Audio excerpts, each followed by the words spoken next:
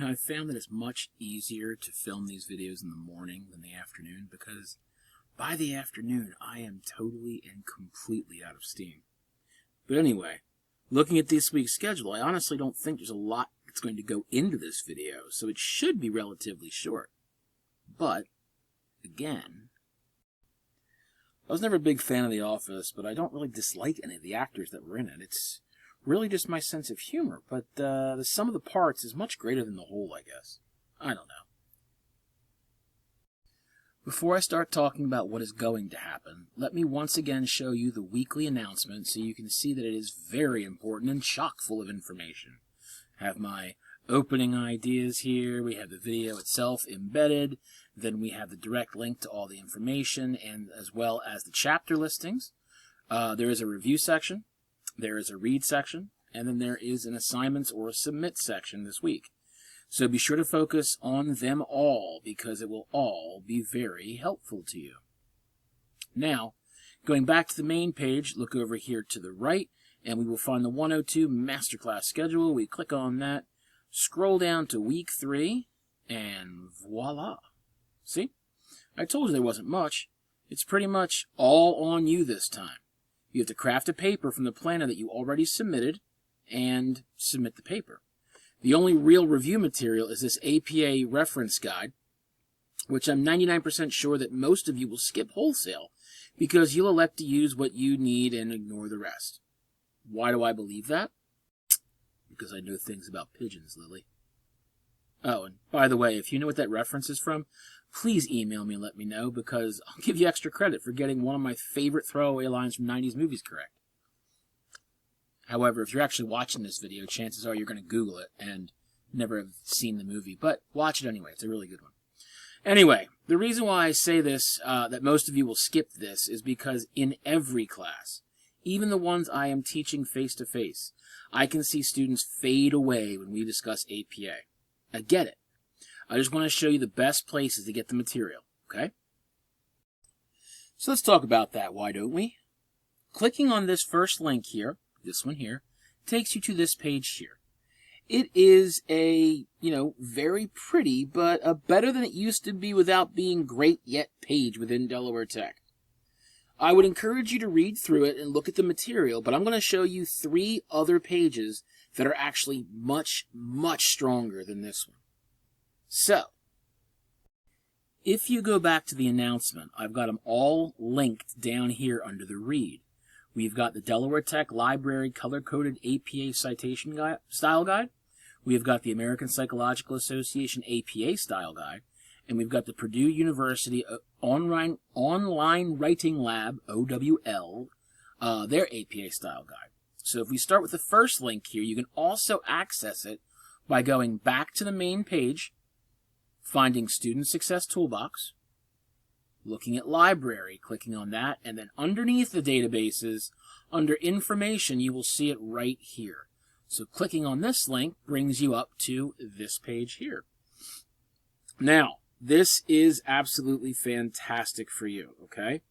This color-coded document, the library put it together decades ago, and they have updated and revised it every single time something new has come up in the world of research and APA. It is my #1 go-to document, and I am actually quite ashamed that the English 102 page doesn't link this very clearly at the top of the module we just looked at. As you can see, you can scroll through and get citation and references formatting for all of the most popular reference sources, websites, podcasts, YouTube clips, TED Talks, journal articles, etc. And they even make it easy to follow which parts go where. So you can see authors are in red. Stop it. Go away. Authors are in red, years are in green, titles of books are in purple. Books? Are you actually using that? No. You probably have to go down here to the bottom of page 4, top of page 5 for the internet. Here we have websites. There we go. Electronic and journal databases. We have ebooks. Okay, that's a little bit closer to what you're used to. You want to cite your Uncle Lester's Facebook page? Go for it. Here's how to do it. How about Crazy Aunt Jane's Twitter feed? There you go. Although now it's called X. So you've got that. And your, cousin Bernard, you can use his Instagram feed too. YouTube's, TED Talks, all of that is right here. This is quite literally made for you, okay? This, the librarians here created it for Delaware Tech students. So you are the intended audience, okay? So that's fantastic. Back under the announcement, you will see that the second link here is the American Psychological Association's APA Style Guide. So if we click on that, we will get to this page. And it is written by the American Psychological Association. If you cannot find the rule on this page, it doesn't exist. That's the benefit. Any question you have should be answered here. The drawback, though, it reads like computer instructions. It's very dry and straightforward with no real attempt to bridge the gap between lecture and audience. So if you know what you're looking for and you're patient, then this is your place. So here you would click on the style and grammar guidelines, and then underneath here you can see paper format, in-text citations, and references. These are going to be your big three for this. And so, of course, clicking on here, you can go through and say, oh, well, I want to use, a DOI document. Great, here we go. Here's how to go down to it and see, and you're clicking on it, and all these wonderful things are right here for you. It is a great page. Didn't you say there's another one? Hey, Billy Mays, how are you? Yes, there is more. This commercial was everywhere in the 90s. The dude's dead now, but stupid OxyClean. We do have that third link. It is Purdue University's Online Writing Lab, or the O.W.L, the OWL. Get it? OWL, Online Writing Lab. Hoo. Yeah, shut up. It's a dad joke. Anyway, this is great because while it is not directly linked to Delaware Tech, it is indeed meant for college students, okay? So you can find whatever you need here. It's even got an automatic citation generator here through Citation Machine. Use it at your own risk. It's not always correct. Sometimes the capitalization is wrong. Sometimes the italics are missing completely. Sometimes they put things in the wrong order. I don't quite understand why they could screw it up, but they do. But that's not Purdue. That is the Citation Machine, okay? So if you want to take a look at this, you click on the APA Formatting and Style Guide, and these first bunch of links here, in-text citations and then references, are going to be your bread and butter for this page, okay? So you can take a look and go right to this page and see exactly how to cite it within the paper. We have a work by one author, a work by two authors, a work by three or more authors. These are all very easy to do, okay? So it's very helpful. It's wonderful. And honestly, I think the Delaware Tech page is probably your best bet. After that, I think Purdue is the next one, okay? It's fantastic. Take your time going through them, but it will only help you in the long run if you understand what you are looking at. Now that we've talked through all that, let's talk about the thing that you have to submit this week, okay? It is the actual 3 to 4 page exploratory essay based on the planner that you submitted last week. So clicking on this link here takes you right here. And honestly, I attached the directions and sample to the announcement for the week, so please take a look at it. I'm going to go through it really quickly now to try to get you to understand a few things. Clicking on the attachment, you're going to see this document here. Now, it's several pages long, absolutely, but it is only there for you to get help with. I explain exactly what the assignment is up here, what the objectives are, most importantly, what are the requirements. If you give me less than 3 full pages, you will lose points, okay? No, I am not going to dock points if you go over 4 full pages, but 3 to 4 pages is your butter zone, okay? You need 2 well-chosen and evaluated sources. Make sure you get them of opposing sides. They cannot be more than 5 years old. Make sure that they are under 5 years old.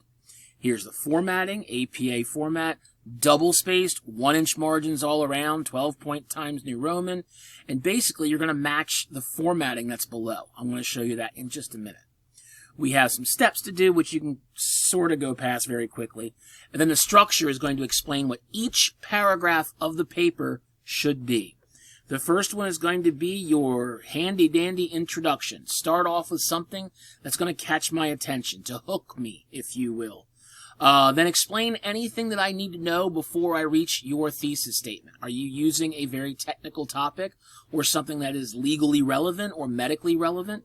Maybe you need to explain a couple of terms before we get to the thesis. And then finally, your thesis statement at the end of the introduction is going to show us exactly what the overall argument is and where you're going with it. So that's the introduction. Your development or body, yes, some of your teachers call it the body. I prefer the development because you are quite literally developing your thesis statement. What you're going to be doing is give me a minimum of 6 paragraphs here. Your first paragraph is going to be your research methodology. Ooh, that sounds scary, doesn't it? It's really not. You're going to give me a minimum of 3 research questions. Those are the questions that you asked yourself in order to find the 2 sources that you found. Then you're going to tell me where you looked for this source material. Did you go to Credo, EBSCOhost, the New York Times, SIRS? Did you end up going to Google Scholar, which is perfectly fine after you go to the databases? Do not, however, start at Google. I will know and you will lose points. Google should be the last resort. Once you are done telling me where you looked, tell me what your search terms were. Did you just search for cyber terrorism? Or did you look for cyber terrorism international treaties? Or cyber terrorism state-sponsored hacking? Something like that, okay? That's your first paragraph of development. Your second and third paragraph have to now relate to your first source.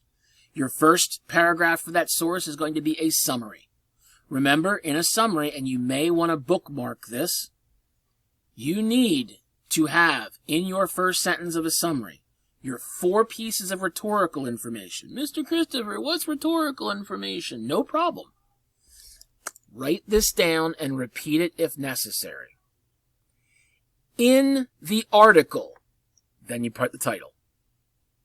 By author. In year. The author states thesis statement. In the article, title. By author. In year.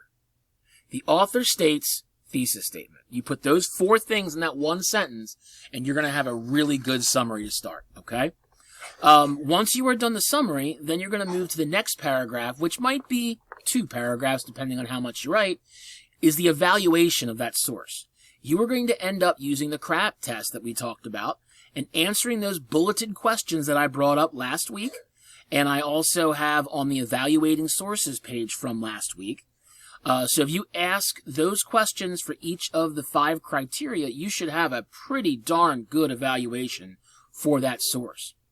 Your next section of paragraphs, whether it's 2 or 3 paragraphs, you are going to end up having to do the same exact things for source number 2.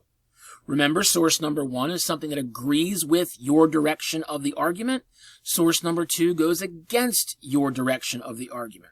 So you're going to have the research methodology, source number 1 summary, source number 1 evaluation, source number 2 summary, source number 2 evaluation. And then finally, you are also going to have the reflection. You're going to tell me the source's benefits and detriments, right? You're going to tell me all about the preliminary research acquisition process. Oh man, that sounds scary again.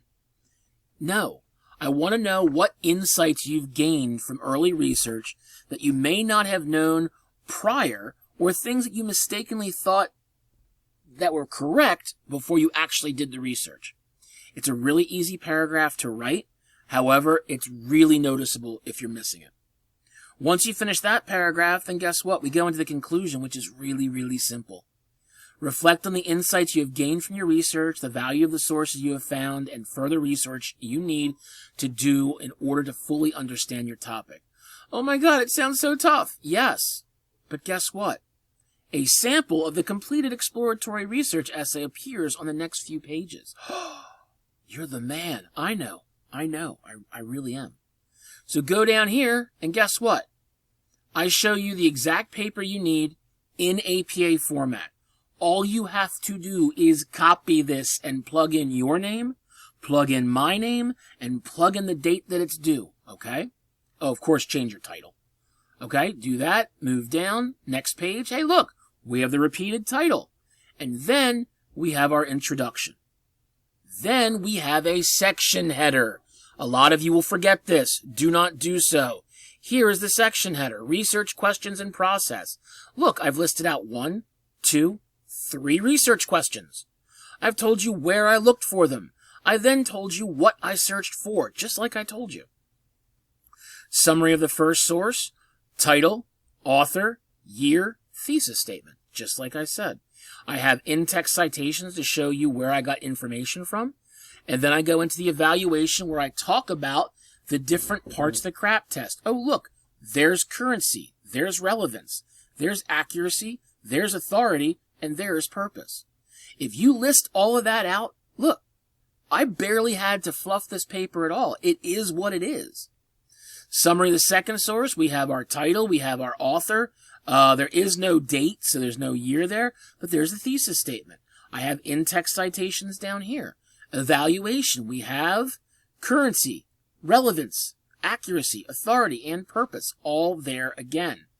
And then my research reflections. As you can see, it's not all that long. Everything worked nicely, and then I have a cohesive conclusion. At the very end, I go to the next page and start my references. You will have a minimum of 2 references on your paper. They will be the 2 sources that you are arguing with and against. If you need more sources, you're welcome to use so. If you do not list any, you will get a 0. If you list less than 2, you will lose a lot of points. So make sure you get all this right. And that's the major assignment for Unit 1. It's worth 15% of your grade, so take it seriously, okay?